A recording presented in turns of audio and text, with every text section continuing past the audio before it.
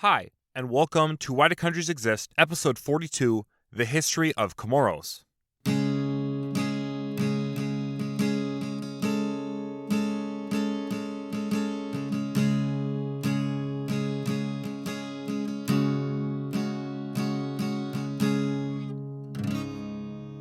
So no drink today, but I did make inafilshin lamai, which I think is how you pronounce it, and it is a snack which is made by just frying some breadfruit in coconut oil. Breadfruit is a fruit present on many islands and lands in and around the Indian Ocean and Pacific Oceans, and will be brought to Comoros early in its history due to migration by Austronesian peoples.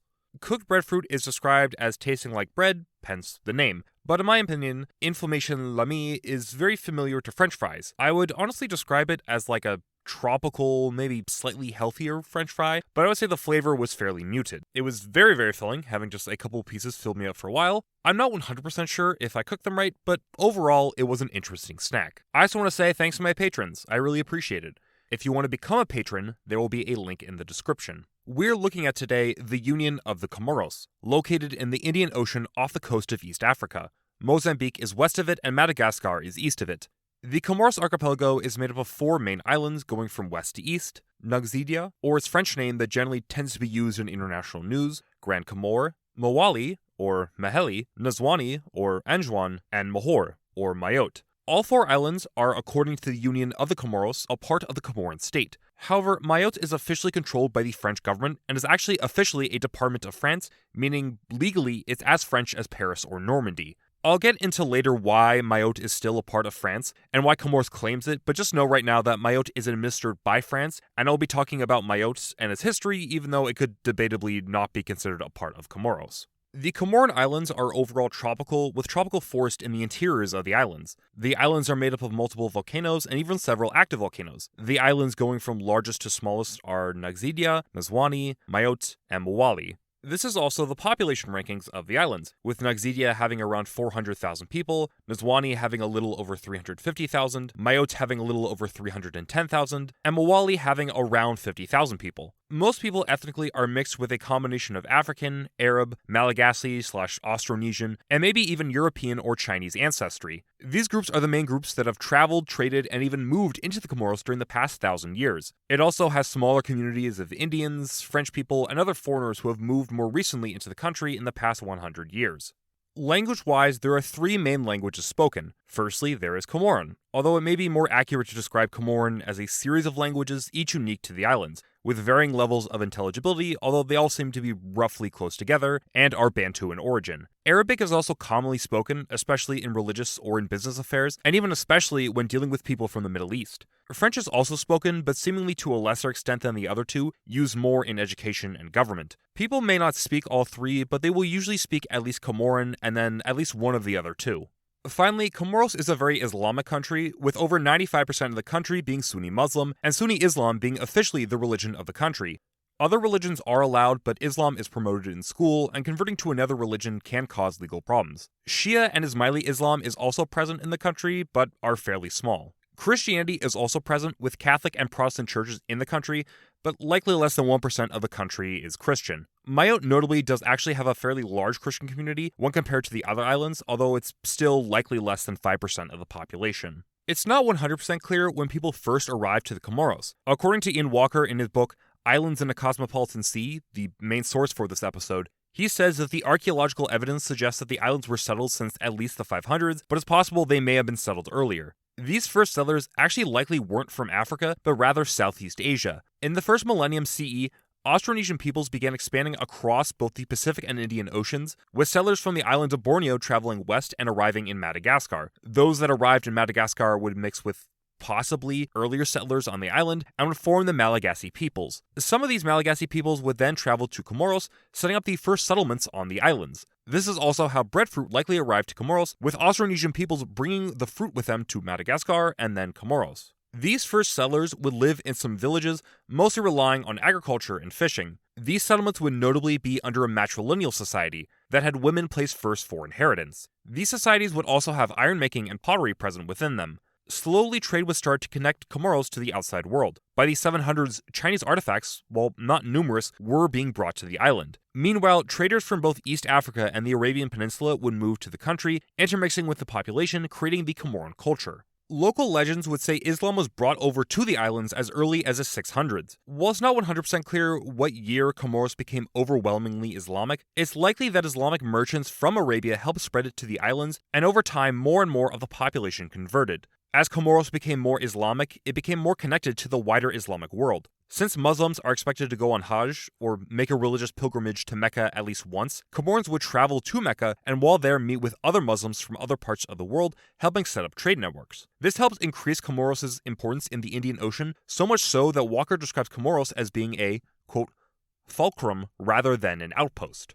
As more trade occurred between Comoros and other places in the Indian Ocean, it would also start to develop politically. By the 13th century, sultanates would begin to be established on the islands. Later European visitors to the islands would describe the sultans and elite as being more Arab and whiter in appearance than the general population. These sultanates would both raid rivaling Comoros sultanates, along with the neighboring African and Madagascar coast for slaves to work the land, serve as domestic servants, or be sold to merchants to further markets across the Indian Ocean. These sultanates would usually be relegated to just one island, and if they controlled multiple islands or even just parts of multiple islands, it would usually be for only a very short period of time. While Mawali, Mayotte, and Nizwani were usually united under a single ruler, Nagida, perhaps owing to its large size, often had several different rivaling sultanates competing over the island, although there would be periods where the island was united. Also, land during this time tended to be shared communally, helping people survive and find food/supplies for housing or survival. Notably, Comoros wouldn't actually get a written history until the 1500s, when the Portuguese first started visiting the islands. The Portuguese would stop in Comoros, resupplying themselves before continuing on their way to other places around the Indian Ocean. While the Portuguese wouldn't have a major presence on the islands,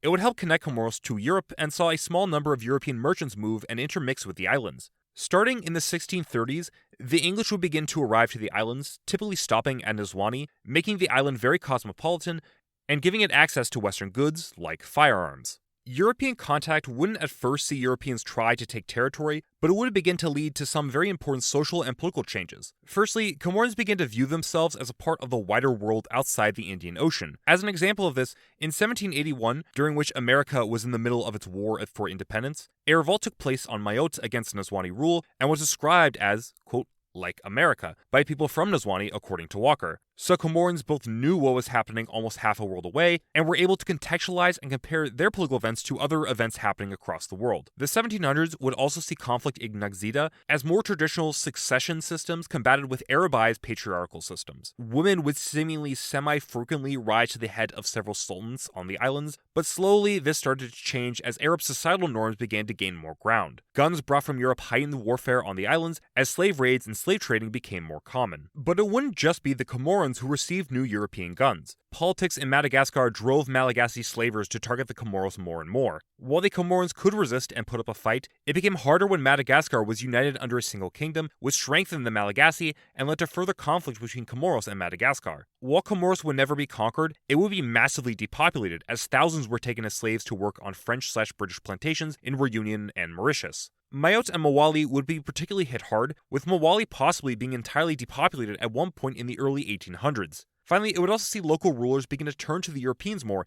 asking them for protection. In 1843, France bought Mayotte from its last sultanate, an unpopular man who was fearful of being removed violently from either Nizwani or his own subjects. France hoped to expand its influence in the Indian Ocean and believed Mayotte could serve as a naval base where they could help influence politics in other Comoran islands and Madagascar. While Mayotte was very depopulated, having a little over 3,000 people on the island when it was taken, France encouraged settlement on the island from other Comoran islands, Madagascar and Reunion, helping build it up. Many of these new immigrants would work on new sugar plantations set up by the French, and while slavery was outlawed in 1847, de facto many people were treated essentially the same as slaves. This boiled over in 1856 with a large-scale revolt on the island, which was ultimately put down, and some concessions were given to the local population, such as local Islamic judges helping administer the island. Mayotte would be the first French colony in the Comoros, and because most of the inhabitants owed their existence on the island to the fact that France helped them move there, it led to a very positive opinion of the French despite flare-ups like 1856. France in the next couple of decades worked to influence and then take control of the rest of the Comoros. In 1849, they appointed a French-educated woman to the throne of Mawali, who would then align the island more with the French until 1886, when the French just took over the island. Nizwani, owing to its historic ties to the English, would briefly be a British protectorate starting in the 1840s, but local politics and threats of an American military expedition led the island to turn to the French, who took the island the same year as they took Mawali, 1886. Nagzida, owing to its large size, fared better than the other islands against the Malagasy, but a massive war in 1849 to 1852 between the island sultanates led many to flee to Mayotte and weakened the island's rulers. Nagzida would also fall under French rule in 1886. All of the islands were officially protectorates with de facto autonomy, but the 1900s saw the autonomy stripped away and placed under the French colony of Madagascar. French rule was characterized by a heavy promotion of cash crops. Sugar was at first heavily promoted, although the sugar industry in Comoros collapsed in the 1890s due to competition from other states. Instead, stuff like vanilla, cloves, and coffee were promoted. Importantly, ylang ylang, an ingredient for perfumes, would begin to be produced in the early 1900s, and even up till today, Comoros dominates the ylang ylang market. While these cash crops did bring some economic wealth to the islands, most of the economic benefits would be experienced by new French businessmen and companies who bought up most of the land in Comoros, ending traditional communal land use, putting strain on the population. Small farms that produced foodstuffs did continue to exist, but more and more food had to be imported into the country, causing a major financial drain. A head tax implemented by the French also forced many out of the traditional Comoran economy and onto the plantations where wages were low. While Nagzida would better retain its more traditional economic practices, French rule was very disruptive for the average person and forced them into a new lifestyle. When Comoros was a protectorate, and later from 1946 to 1963, Comoros would be administered from Mayotte. This helped build up Mayotte, bringing high-paying administrative jobs to the island, helping again cement loyalty to France. However, the first half of the 20th century would see Comoros administered from French Madagascar, which brought a large number of Malagasy civil servants and colonial police to the islands. This helped further increase tension between Madagascar and Comoros, and led to some small-scale revolts early into France's rule on the islands. Ultimately, Comoros was ignored compared to other French colonies since it wasn't seen as its own colony, just an extension of French Madagascar. The first colonial school would be built in 1915, but by 1930, less than 3% of Comoran children were attending school. Infrastructure between the islands was ignored, which helped stifle unity between the Comoran Islands. French legal laws were brought over, but seeing as Islamic culture dominated the islands, only the criminal code was a secular French code, while the civil code was Islamic. Mayotte would really be the only island to see the emergence of a small Christian population, as a local Creole elite helped dominate business and politics on the island. Comoros would experience its first taste of democracy in the aftermath of World War II, as the colony was given its own status away from Madagascar. A colonial council was set up, and politics quickly came to be dominated by two camps: those who supported local politician Syed Mohammed Sheikh, and those who opposed Sheikh. Politics in the 50s, and even to the late 60s, was mostly based just around political personalities, with parties not basing their politics around ambitious political projects. A socialist anti-colonial party would be formed in 1962, but it mostly operated among the Comoran diaspora that lived in Zanzibar. 1963 would see an important change to the administrative structure of Comoros, with the capital being moved from Mayotte to Nagzida. This took the main economic lifeline for Mayotte and moved it to the other end of the archipelago, forcing Mayotte's administrators to either pack up and move or get laid off. This, combined with other tension existing between Mayotte and the rest of Comoros, led to a small autonomous movement begin to develop on Mayotte, headed by the small Christian elite. While Sheikh was able to dominate politics in the 50s and 60s, by the early 70s, socialist and nationalist forces began to grow in strength as a colonial government grew increasingly unpopular, and most other French colonies had broken off by 1961. 1972 would see Sheikh ally Ahmed Abdullah take power in the colonial government, and he pushed for a path for independence. In 1974, a referendum was held which saw 95% of the population vote for independence. That year, Abdullah would declare Comoran independence. While he did this without French approval, and there would be a several-month period where Comoros was unrecognized, a new independent Comoran republic was established. But why was independence done without French approval? The independence referendum held in 1974 was done with the French government's consent, but notably it was done with a caveat that if any island voted against independence, they could remain with France. Politics in Mayotte had shifted in the 70s to strong opposition for severing ties with France. Politics were dominated by a pro-French and pro-independence camp. The French government, wanting to keep Mayotte as a military outpost and possibly wanting to retain parts of their colonial empire, backed the pro-French side, letting violence against pro-independence supporters slide. 63% of Mayotte voted, notably with a lower turnout than the other islands, to remain in France in 1974. In late 1975, France announced a second referendum to be held on Mayotte on the island's status, and at the same time kicked around 2,000 independence supporters from the island. When Abdullah declared independence for Comoros, he also declared the independence of Mayotte.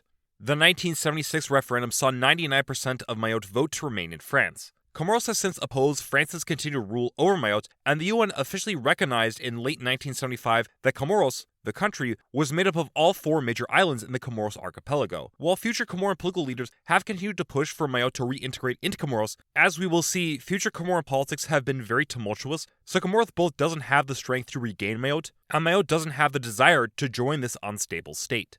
Abdallah wouldn't last long as president of Comoros, being overthrown just a little under a month into his rule. This would see Ali Soili take power. Soili, while initially just Minister of Defense, would de facto rule the country and in 1976 became president. Soili's years in power were spent trying to deal with a new struggling country, with most of the civil servants of the country leaving quickly after independence, and the country losing most of its revenue with France pulling out. Soili attempted to solve the country's woes by turning to a semi-socialist model. While he did ask for foreign aid, he also tried to make Comoros self-sufficient. He reorganized the administrative apparatus, bringing power closer to the villages, at least in theory, with mudrias being built that were supposed to distribute the state's assistance to local villagers.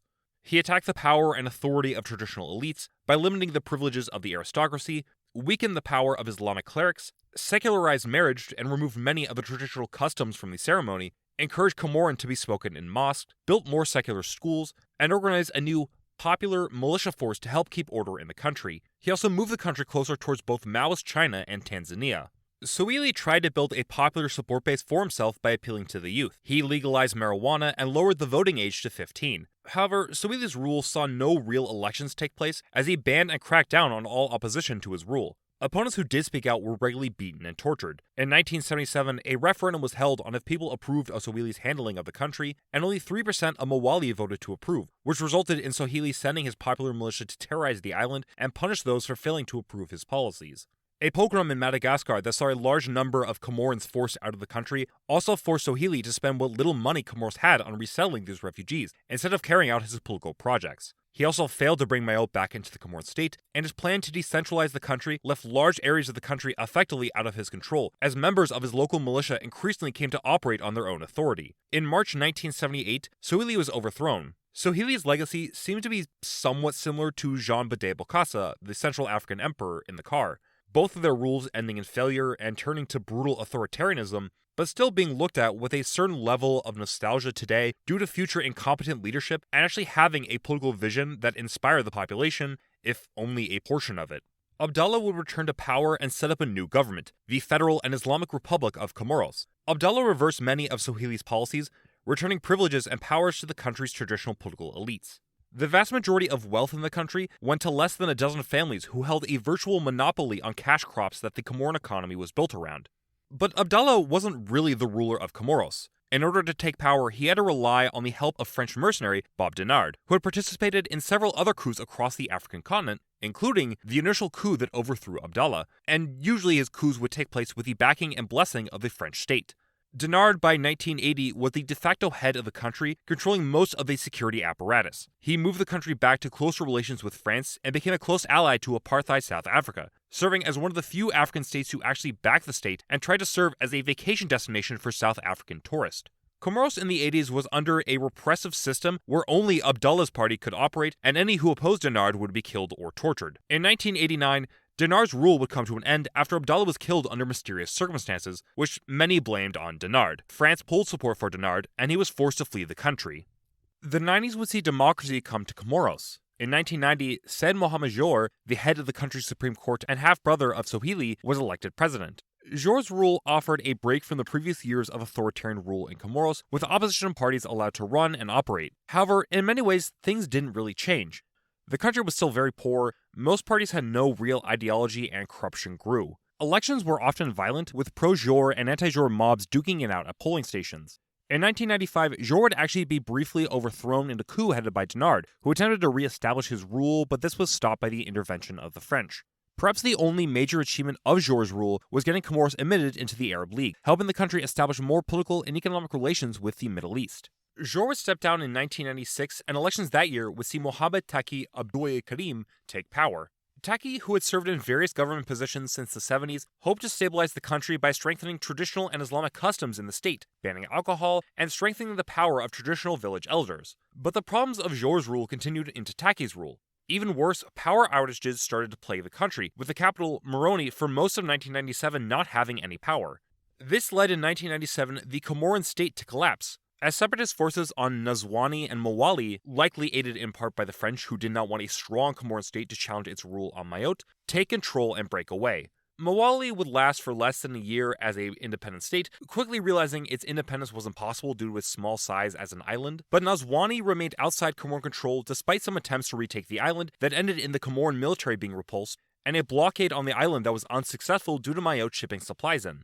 Unrest and civil war between different factions on Nazwani would plague the island in the late 90s, but in 2001, Muhammad Bikar would manage to take power. Nagzida had protests pretty much every week, and in late 1998, Taki would die, allegedly assassinated by the French. Some order would finally come after a military coup in Comoros in April 1999, which saw the head of the military, Azali Assoumani, take charge. Assoumani, originally from Nagzida, hoped that a new improved federal model would improve the stability of the country and help bring Nazwani back into the fold. He dissolved the Islamic and Federal Republic and put up the current constitution of the Union of the Comoros. He made it so each presidential election, the candidates had to come from a different island. So, in presidential elections in 2002, only candidates from Nagzida would be on the ballot, but in 2006 would see Nazwanis on the ballot, and 2010 would see Mawalis, and 2016 would see Nagzidas again. He also offered even more powers to evolve towards the islands. Assoumani's rule saw the country finally start to develop as foreign aid was brought in from China and France. Infrastructure improved, the University of Comoros was built, the first public TV station was created, and jobs in the public sector would be paid on time and not go for months without pay. Comoros had emerged from the almost collapse of the state to a country where things were still rough and people were struggling, but there was some hope. 2006 would see Ahmed Abdallah Muhammad Sambi take power. Sambi was an Islamist, making Islam, notably not specifying Sunni Islam, the state religion, and saw closer ties and foreign aid from the Arab League and Iran. He actually had studied in Iran and was seen as a Shia and Iranian apologist and was given the nickname the Ayatollah. Sambi's reign would see Nazwani return to the Comoran state. While Assoumani's rule saw Nazwani reintegrate somewhat into the Comoran state, Sambi's election saw a reversal of this. And in 2007, Comoros tried and failed to militarily retake the island. However, in 2008, with assistance from troops from the African Union, Comoros invaded, forcing Bikar off the island, who would flee to Mayotte for asylum. There actually is an interesting news report from France 24 on YouTube that shows the invasion of the island, along with some small interviews from troops participating in the invasion, locals from Nazwani, and Bikar loyalist. In 2011, a on-paper Sambi loyalist, Ikiolu Duanini, would take charge. Duanini was from the same Islamist party as Sambi, but unlike Sambi, was seen as hostile towards both Shiaism and Iran, briefly arresting several Shia clerics and breaking off ties with Iran in 2016, aligning much more with Saudi Arabia and Qatar. He specified that Sunni Islam was the state religion. The 2000s and 2010s overall saw Comoros get a sense of normalcy, albeit still with protest and political intrigues. The Comoran state wasn't threatened with fully breaking apart like it was in the 90s. The economy is still very much based around its colonial model that was established under French rule, with cash crops and spices dominating the economy, which doesn't bring much prosperity, and food security does pose a very big challenge. Comoros relies on foreign aid and money from Comorans abroad to survive. Infrastructure has improved, and tourism is slowly becoming a bigger industry, but it will likely take years to develop, and it's unclear how much prosperity it could actually bring. 2016 would see former President Assoumani take charge. Assoumani controversially in 2018 rewrote the constitution to allow for a president to run again for a second consecutive term, and in 2019 he won the presidential election that year, although with allegations of voter fraud, a crackdown on the opposition and press, and a rebellion on Nazwani. There's a fear that Assoumani will take the path of Souili or Abdallah and become a dictator. There's going to be a presidential election next year, so it will be interesting to see what happens then and if a resurgence of separatist activities occur. The big question around Comoros is what will happen with Mayotte. Mayotte continues to be a destabilizing influence in the Comoros. Since Mayotte gets money from the French state, its economy and social services are better than that of Comoros, which means a lot of Comorans who are looking for a better life try to migrate to the island, often illegally. So brain drain from Comoros to Mayotte is quite common, making it difficult for Comoros to keep people in the country. Illegal migration has led many on Mayotte to develop a strong anti-immigrant sentiment, as they feel migrants are taking their jobs, with French presidential elections in 2022 seeing the majority of people vote for the anti-immigrant National Rally, and in 2010, France deported around 26,000 people, or 1/8 of the population from the island. Comoros continues to argue Mayotte should belong to them, but people on Mayotte are hostile towards rejoining due to both political instability and poor economic conditions in Comoros. This ironically is often at least partially due to France and Mayotte, helping promote instability in Comoros for geopolitical reasons. It's interesting to see how one's view of self-determination can impact how one views the story of Comoros and Mayotte. People can say Mayotte breaking off from Comoros in the 70s was a violation of Comoran self-determination and helps further perpetuate a neo-colonial relationship between France and the Comoran Islands. But people will also say, and I've seen this expressed a lot in the internet and comment sections, that forcing Mayotte to be with Comoros is a violation of Mayotte's self-determination and forces them into a union, ironically created by the colonial French. So why does Comoros exist? Comoros as a unified state was created by the French, but many traditional institutions were born from years of interaction with the complex and cosmopolitan world of the Indian Ocean trade. Tension between the islands of Comoros has been a major factor in its development, and with Assoumani seemingly refusing to give up power to someone from Nizwani, and Mayotte remaining outside the country, this doesn't seem to be changing anytime soon. Comoros is often an afterthought due to its small size and the fact that it is quite poor. Hopefully that will change soon, because the history of Comoros is worth learning. Up next, we will go to the Democratic Republic of the Congo, prepare for brutal colonization, the Belgians, talk of a resource curse, and the war that has been called World War Africa. So, thanks for listening, thanks for watching. Again, as stated at the start, I would like to thank my $5 patrons and just all my patrons in general. If you would like to be a patron, you can click the link below and consider giving me a little bit of money. But up next, I will do Moroccan political parties. I'm like roughly halfway done with it right now. Then I will do Swiss political parties, and then I will do the history of the DRC. So yeah, thanks for listening, thanks for watching. If you want, you can email me at whydocountries@gmail.com for your thoughts, comments, suggestions, or hate mail. Take care, I hope you have a wonderful rest of your day. The sources I used are African Biographics video on Bob Denard, France 24's report on the fall of Colonel Bikar, and Comoros veering towards a dictatorship, Geography Now's video on Comoros, Professor James Kerlinzi's video on Mayotte, Frida Rocco's video on the state of Ajuan, Ian Walker's Islands in a Cosmopolitan Sea, and Wikipedia.